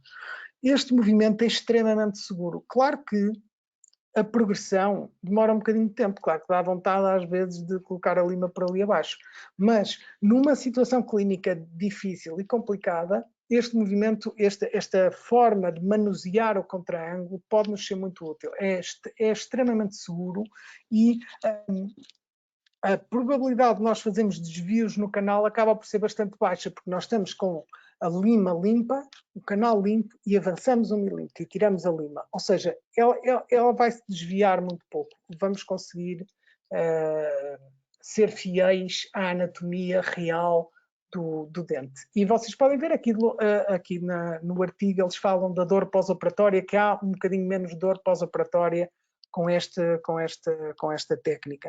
O que é que eu acho que acontece? Esta técnica também faz com que a lima esteja sempre mais limpa e, portanto, ao haver menos acumulação de detritos no canal, provavelmente há menos extrusão de restos de dentina. E isso pode explicar essa questão de haver menos dor pós-operatória. Pode ser uma das explicações possíveis. Aqui temos um artigo que é o primeiro artigo que eu vi sempre, e eu gosto sempre de andar a procurar e a ver tudo que são novidades do reciprocante, mas é o primeiro artigo que fala na lima One Curve num movimento reciprocante. Então, basicamente, o que é que eles estão aqui a comparar? Eles foram medir a extrusão apical de dentina, os valores de extrusão, usaram uma lima de glide path e uma lima de instrumentação. No grupo 1 temos a Wave 1 Glider e a Primary. No grupo 2, o 1G, que é uma lima de glide path da Micromega, e uma One Curve, a 350 rotações. No grupo 3, as mesmas limas, mas num movimento reciprocante de 150-30. E no grupo 4 e 5, True Anatomy, a glider e a lima principal, um em movimento rotatório e outro em movimento reciprocante. E é muito interessante ver aqui na tabela do lado direito, tem estes dois valores assinalados. Eu gostava de vos mostrar aqui OneG e OneCurve em rotação, que a diferença é praticamente nula. Desculpem. É muito fácil dizer, ok, amigos, com o movimento reciprocante foi apenas 0,95 e com o movimento rotatório 1,03. Mas esta diferença é muito mínima, é irrelevante, não é estatisticamente significativa, não é estatisticamente significativa, muito menos clinicamente significativa. Aqui a única ilação que eu posso tirar é que existe menos extrusão de debris no sistema OneCurve e OneG e no sistema True Anatomy, e o Wave One Gold tem ali um bocadinho mais, 1,62 já é um bocadinho mais do que 0,95 ou 0,93. Isto comparando os reciprocantes dos outros dois grupos. E aí pode-se dizer que a OneCurve e a True Anatomy ganharam à Wave One Gold. E então queria-vos mostrar aqui um bocadinho a questão do motor. Eu perguntei-vos no início se vocês sabiam o que é que significava, porque é que estava aqui este, que parece um alvo e depois tem aqui umas setas. Então o que é que se passa? Este ano, ou no ano passado até, a Micromega introduziu este motor Dual Move. E então, que características interessantes é que tem este motor? E o porquê deles terem feito este alvo e estas setas. Então, isto é um motor que permite fazer rotação contínua, portanto, que é aquela seta amarela maior que vocês estão a ver, permite fazer um movimento reciprocante, que é aquela seta intermédia, não é? E trabalha em conjunto com o localizador eletrónico do Apex, e isso é o alvo, porque nós aqui, até há quem já chame instrumentação guiada, porque nós estamos a ver a nossa progressão na instrumentação à medida que vamos progredindo, estamos a ver ali no localizador. Outra característica muito interessante é este ícone que vocês veem do lado esquerdo, que é nós conseguimos programar a lima para parar ou para fazer reverse, para fazer marcha atrás, no fundo, quando atingir o comprimento de trabalho, quando for ao Apex. E isso acaba por ser uma característica bastante útil. Eu posso-vos dizer que trabalho sempre, há 2 anos ou coisa do género, sempre com um motor com um localizador integrado. E não dispenso isso nem por nada. É uma coisa que eu já sinto que na minha prática clínica já é quase obrigatório. Claro que eu sempre ouvi dizer, e se cá vocês também estão a pensar, oh António, mas e se avariar avariam os dois, não é? Já não podes usar nada. Para já, estes são 2 unidades diferentes, ou seja, o localizador consegue funcionar autonomamente e o motor consegue funcionar autonomamente. Mas também eu digo-vos, se estragar o meu localizador, eu já tenho o meu dia estragado. Eu já quase que não preciso do motor para nada. Não é o motor que me vai salvar o dia. E, portanto, perdido por 100, perdido por 1000. Acho que prefiro ser feliz enquanto que o motor funcionar e depois meto férias um dia que o motor se estraga ou coisa assim do género. Então aqui vocês podem ver as configurações que eu uso. Eu gosto de usar 150 graus no movimento horário e 30 graus no movimento anti-horário. E esta é uma lima OneCurve, que é a que eu acho que neste momento funciona melhor no sistema reciprocante, e vocês conseguem ver o packing motion que eu faço. Eu não consigo ser tão disciplinado como no movimento Mimerachi, aquele de entrar 1 milímetro, sair e limpar logo as espiras, mas muitas vezes em casos mais difíceis acabo por me socorrer um bocadinho dessa técnica. É importante nós termos estas técnicas, digamos, aqui no nosso software, porque não quer dizer que eu vá fazer todos os canais que eu vá tratar, vá fazer de uma técnica ou de outra, ou packing motion ou brushing. O importante é eu, no momento, conseguir dizer, ok, não, este caso é mais difícil, eu aqui se calhar vou entrar com a lima parada, vou só progredir 1 milímetro e vou tirar logo e limpar as espiras. Aqui é um caso mais difícil, eu não quero arriscar.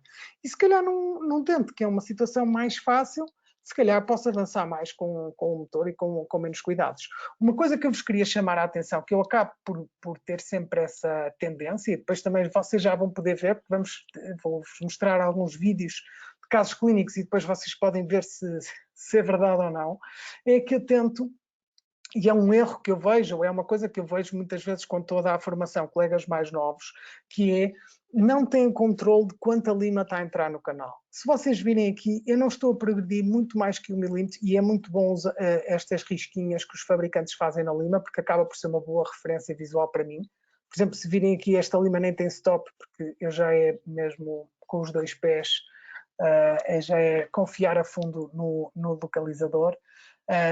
E vocês veem que eu acabo por controlar um bocado qual é a progressão. Qual é a pressão a cada momento que a lima está a entrar dentro do canal? Porque eu sei que isso pode ser um dos maiores fenómenos que possa gerar torção e que me pode condicionar com uma fratura de um instrumento, e aí é que eu tenho o dia estragado e acabo por perder muito mais tempo, e portanto vale a pena limpar as espiras e vale a pena controlar a entrada da lima no canal.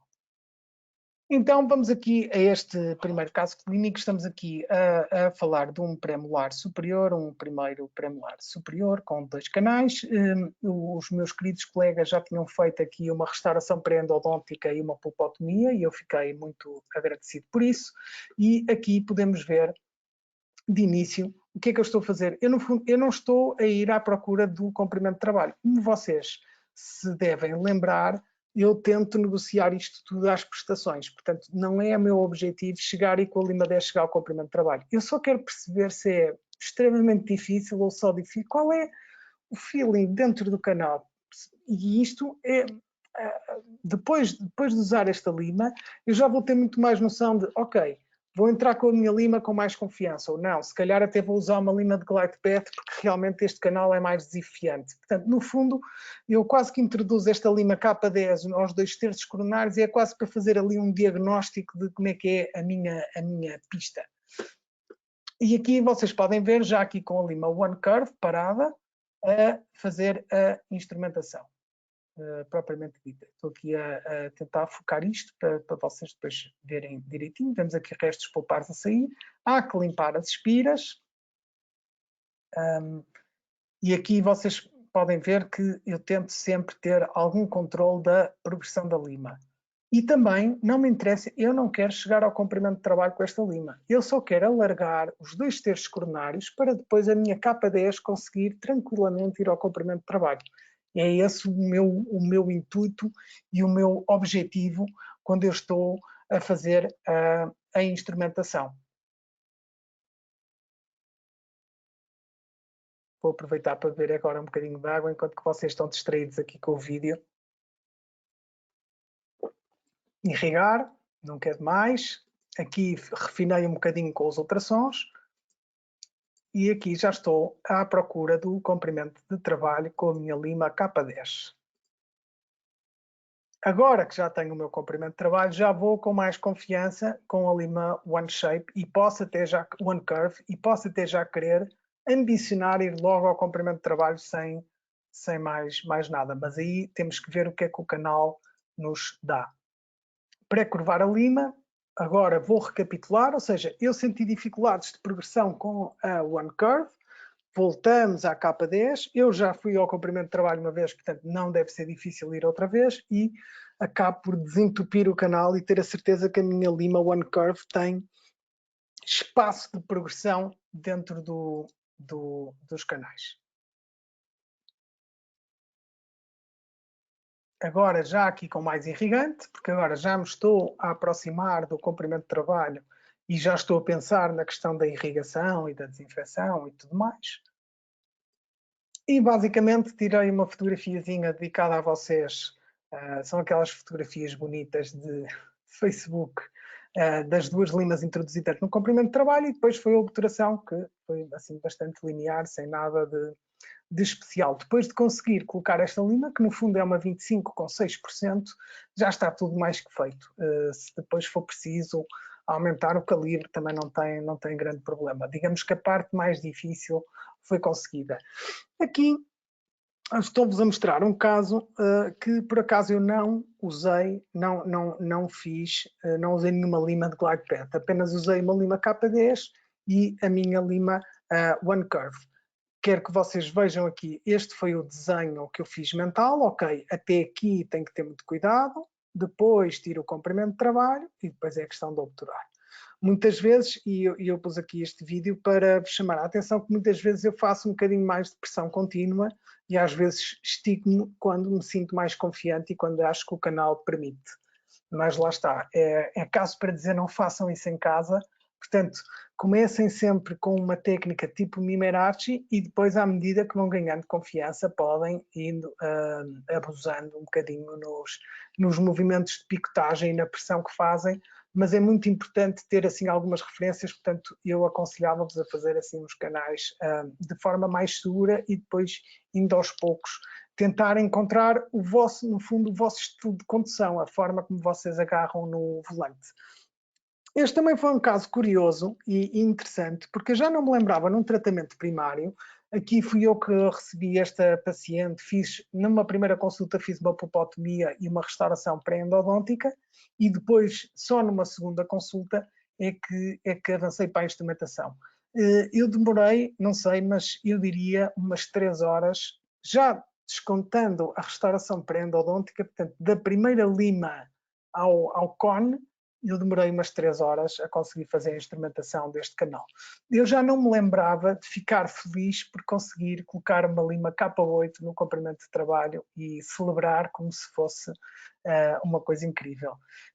E então, isto é para vos mostrar mais ou menos qual foi a minha lógica na abordagem deste caso. Então, eu comecei sem glide path com uma lima One Curve em movimento reciprocante, só mesmo para tirar aquele triângulo de dentina, que é isto que vocês veem na segunda radiografia, só mesmo atacar aqueles primeiros 5 milímetros. Depois, fui até aos 2/3 coronários, sem grandes pressas de ir ao comprimento de trabalho. Eu só quis estabilizar uma lima 8 e uma lima 10, um bocadinho mais longe, sem grande pressão em ir ao comprimento de trabalho, porque eu já sabia pela radiografia, lá está, pela minha avaliação da pista, que aqui ia ter que fazer as curvas a uma baixa velocidade.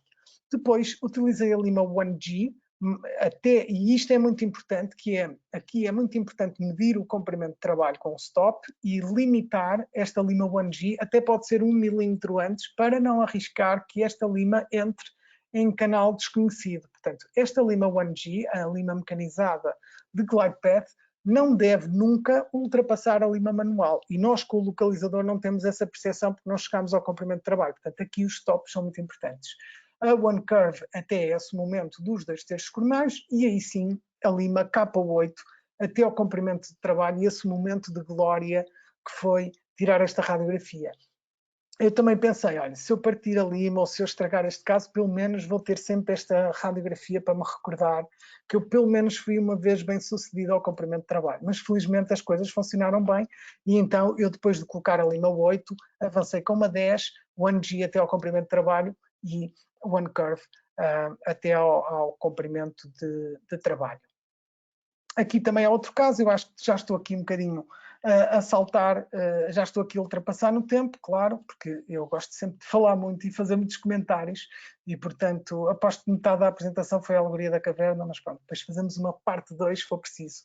Mas aqui, mais do que o caso clínico, à esquerda queria-vos mostrar esta frase à direita que diz que quanto mais skills nós adquirimos, menos temos que as usar.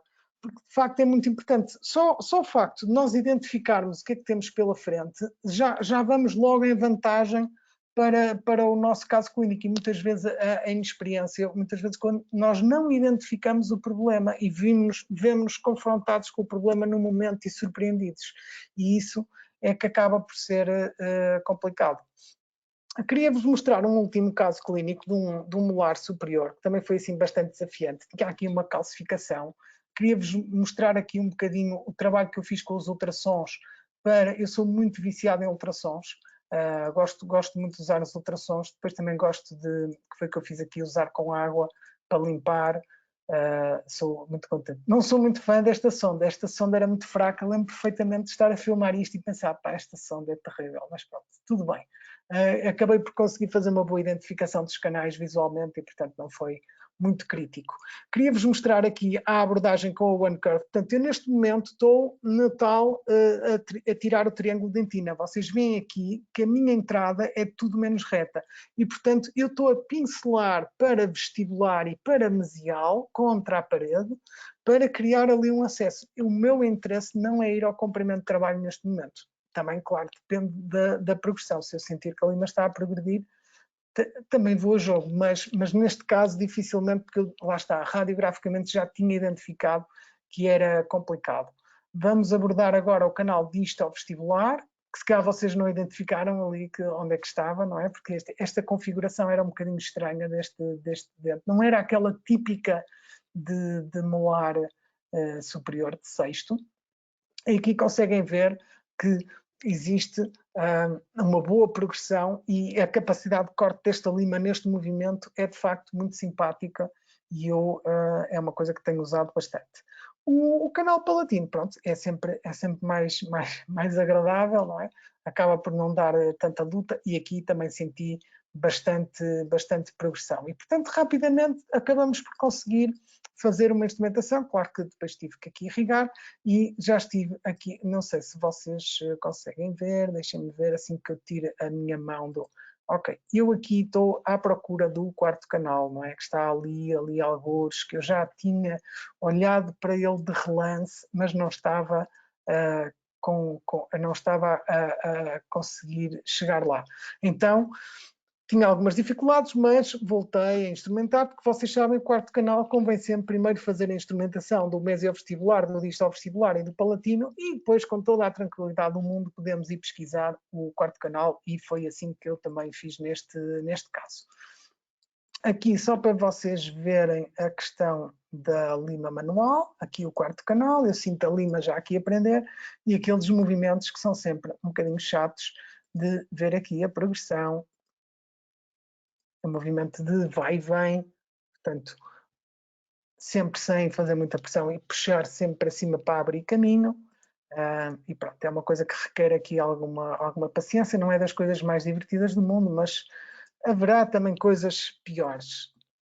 Então, aqui está a obturação do caso, eu aqui mesializei a radiografia para nós conseguirmos ver melhor a anatomia, conseguimos ver aqui o canal distal vestibular era bastante largo no seu terço coronário e vemos aqui a segunda radiografia, as duas fotografias finais em que nós conseguimos ver o canal distal vestibular e o mesovestibular que estavam realmente muito juntos, aquilo quase que pareciam um mesmo canal, porque o distal vestibular era muito largo e depois estava muito próximo do mesovestibular.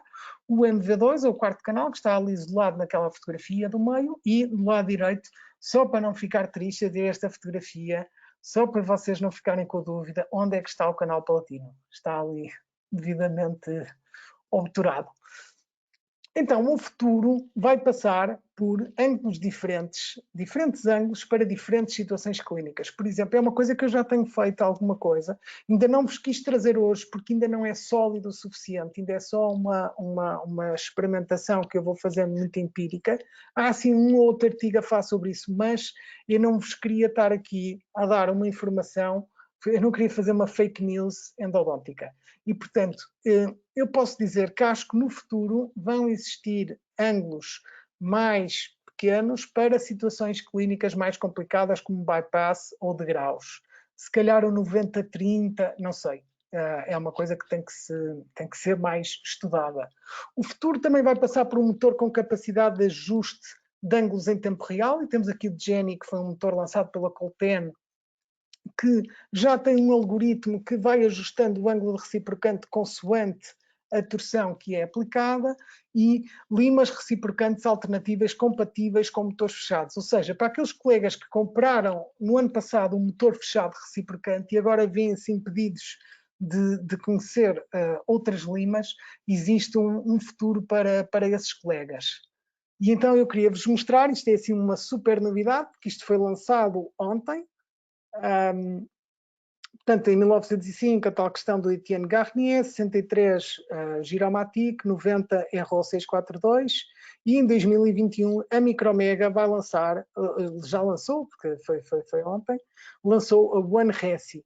uma lima reciprocante que funciona nos motores fechados, ou seja, que o parafuso também é ao contrário, corta para o lado esquerdo. Basicamente é uma lima muito parecida com o One Curve, tem esta alteração da secção de corte, que nós já tínhamos visto na questão da One Curve. Existe também na conicidade 6, eu ainda não vi nenhuma ao vivo, portanto eu recebi este vídeo hoje. O tratamento térmico é exatamente o mesmo a One Curve, o C-Wire, e existem aqui em vários tamanhos. Eu penso que vai existir aqui uma 20, e isso vai ser muito bom, porque era uma coisa que estava a faltar aqui no sistema de One Curve, é uma coisa que eu sentia falta muitas vezes. E gosto muito aqui de uma frase que eles dizem, portanto, vem esterilizado, mas isso também já é uma coisa que já começa a ser comum. Pronto, tem a ponta 25, é uma 2506, 6% de conicidade, e é um compromisso entre eficiência de corte e flexibilidade. E dizem exploring opposite directions. E eu gostei muito aqui desta frase, porque de facto remete-nos para a questão do reciprocante nos motores fechados ser no sentido contrário das outras limas todas. Então, assim, resumindo por hoje, há três conceitos básicos, ou core, que eu gostava que vocês não é levassem para casa, porque neste caso vocês já estão em vossas casas, não é? Mas que tivessem um post-it aí junto ao monitor, que colocassem estes três, não são mandamentos, estas três frases. O movimento reciprocante é mais seguro que o movimento rotatório. As limas rotatórias podem ser utilizadas com movimento reciprocante e um motor com localizador incorporado permite uma instrumentação guiada. E, basicamente, esta foi aqui a minha apresentação. Tem aqui o meu e-mail e tem aqui o meu Instagram, que é uma coisa que eu estou a tentar tomar conta e fazer algumas publicações. Portanto, podem sempre ir ver se eu consegui manter uma cadência de publicação decente ou se rapidamente desisti e deixei de ter Instagram. Muito obrigado a todos os que estiveram aqui a ouvir-me. Eu sei que isto foi aqui um bocadinho longo, mas quando há entusiasmo nestes temas, acaba por ser difícil de me conter e pronto, aos que me conhecem, sabem que eu gosto muito de falar. Muito bem. Já sei por perguntas colocadas, não sei se consegue vê-las no seu painel, na caixa de questions. Não consigo ver. Não. Portanto, são quatro questões colocadas pelo Dr. Pedro Pérez. Que pergunta, eu vou ler. Quer dizer que durante 10 anos utilizaram nos pacotes fechados movimentos para fraturar mais limas? É uma primeira pergunta. A segunda, porque continuam ainda a usar os movimentos anunciados pela Reciproc e Wave One, quando talvez na realidade parecem ser reciprocantes com ângulos diferentes. Uma terceira pergunta neste caso, sobre o motor Dual Move. O Dual Move parece ser muito semelhante ao da Woodpecker, Hated ou outro Chinese clone, ou seja, o que devemos ter em conta quando se compra um motor destes. E a última pergunta, talvez não tenha percebido bem, mas segurar o volante reciprocante com que movimento? De packing motion suave, de brushing? São as 4 perguntas colocadas. Ok, sim, eu já não me lembro de nenhuma pergunta, vamos começar pela última. Então, movimento reciprocante, claro que existe o packing motion, existe o brushing, e até se pode usar aquele movimento que eu falei, o Mimerachi, é um movimento que pode ser usado com o reciprocante. Portanto, isto depois vai um bocadinho das preferências de cada um. Eu acho que uma progressão de 1 milímetro é o mais seguro. Portanto, mais do que qual é o nome da instrumentação ou da forma como usam o contra-ângulo, é ter muita atenção em não deixar a lima progredir mais do que 2 ou 3 milímetros. Uma coisa descontrolada pode ser perigoso e há o risco de fraturar. Depois, em relação ao motor Dual Move e a questão existem muitos motores parecidos, eu penso que sim, e eu penso que este Dual Move também terá origem na China. Aqui eu penso que a vantagem que pode eventualmente existir é a questão da assistência técnica, em que pelo menos podem sempre telefonar ao Luís se tiverem uma avaria podem sempre cobrar-lhe e eles, pronto, pela questão dos estándares que as empresas europeias têm, acabam por dar uma resposta que às vezes pode ser mais completa, mas claro que existem N motores, infinitos motores, e aqui a minha ideia não é estar aqui a impingir o dual move, existem N motores diferentes, e esta é uma proposta da Colten Micromega que eu acho que acaba por ser uma proposta bastante interessante no contexto português, porque nós acabamos por não ser um país endinheirado, e aí acho que não há assim grande discussão, e temos agora a possibilidade de ter um motor de baixo custo com uma assistência técnica europeia. E acho que isso pode vir a ser uma das vantagens. Depois havia outro com os motores fechados, 10 anos, partir. Luís, podia-me repetir só essa, por favor? Porque continuam. Aliás, havia uma primeira pergunta, peço desculpa. Quer dizer que durante 10 anos utilizaram os pacotes fechados movimentos para fraturar mais limas? É a questão. Não. Nós vimos, e há estes artigos que demonstram que o movimento reciprocante é mais seguro que o movimento rotatório. E eu acho que a questão de serem motores fechados e de se obrigarem a usar limas específicas para o movimento foi uma opção comercial e não propriamente para partir mais limas, porque nós clínicos também detectamos logo quando uma lima é assim um flop muito grande e nota-se que realmente fratura muito mais do que as outras, os médicos dentistas também fogem logo dessa marca. Não há marketing que safe isso, porque a nossa experiência, e depois as pessoas vão falando umas com as outras, por exemplo, tem o exemplo da Wave One clássica que saiu ao mesmo tempo que Reciproc, que foi assim um flop, e eles rapidamente lançaram a Wave One Gold porque sentiram que não havia qualidade suficiente naquela lima e perceberam que tinham que evoluir. E, portanto, não acredito que hajam marcas que façam limas para partir, porque são as últimas que vão vender àquele cliente. Não sei se há assim mais eu não sei se respondi às perguntas. Também ainda, porque continuam ainda a usar os movimentos anunciados pela Reciproc e a Wave One, quando talvez na realidade parecem ser reciprocantes com ângulos diferentes? Sim, são movimentos com ângulos diferentes, velocidades diferentes. O que eu acho que é interessante, e eu cheguei a mostrar aí num artigo, é a progressão da lima, o avanço da lima acaba por ser os tais 121 graus, ponto 26 ou 27, e portanto são bastante semelhantes. Aquilo é também um jogo da questão. Eu penso que o Wave One, a velocidade é mais alta, e Reciproc talvez o ângulo seja maior. Há umas variáveis que eles vão alterando, mas que no fim, no resultado prático, acaba por ser muito parecido, tanto que esta adaptação dos 150, ou começando, o Gassan Yared começou com limas que cortavam no sentido horário e fez os tais 144,72, depois Reciproc fez ao contrário, portanto no fundo 30 a 150, e agora eu estou a fazer com a One Curve e com o Dual Move 150-30. Portanto, estou a inverter a inversão que a Reciproc fez a partir do artigo original do Gassan Yared. Espero que não tenha sido aqui um nó no cérebro aqui aos colegas que estão a ouvir, porque não, pronto, isto já vai longo, 1h30, pode ser que estes trocadilhos já não entrem assim tão bem. Uma última pergunta. Apesar de fora de temática, o movimento reciprocante é mais seguro do que o movimento rotatório, mas não está associado a uma maior extrusão de detritos? É interessante que eu coloquei aqui um artigo, apesar de não ser estatístico, existe algumas discussões em relação a isso. Inicialmente falava-se da questão, as duas críticas que se apontavam mais ao movimento reciprocante eram os microcracks e a extrusão de detritos.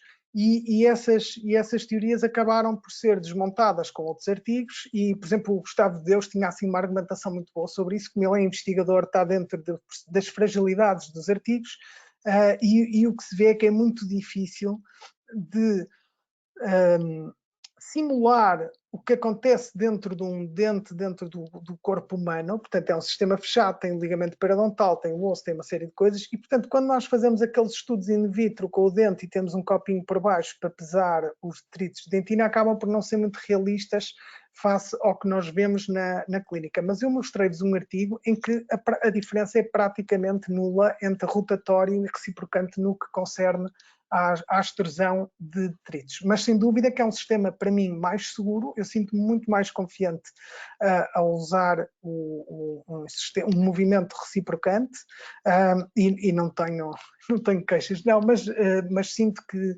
abri agora uma exceção no rotatório. Eu já achava que nunca mais ia rodar uma lima, e agora, desde que tenho experimentado a Remover da iFlex, que é uma lima que está desenhada para remover guta, percha, de facto é a única altura em que eu uso o movimento rotatório, porque depois mesmo a 1G e tudo mais uso sempre em movimento reciprocante.